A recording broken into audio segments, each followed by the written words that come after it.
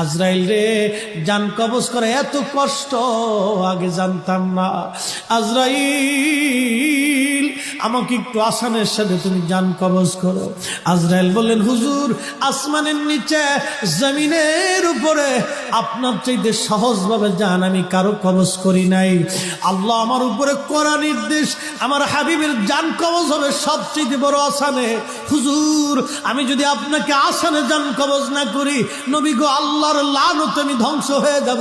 ইয়া নবী আল্লাহ, আমি সেই ভয়ে আপনাকে আসানের সাথে জান কবজ করতেছি। হুজুর গো, আপনি নবীর আগে এবং পরে এত আসানে কারো জান কবজ হয় নাই, হবে না। আল্লাহর নবী ডেকে বলে, আজরাইল, জান কবজ এত কঠিন, এত কঠিন, আমার কাছে কষ্ট হয়। একটা অনুরোধ তোমার কাছে করে দেয় আজরাইল, আমার উম্মতের জান কবজটা তুমি সহজে কইরো। আমার উম্মত গুনাহগার,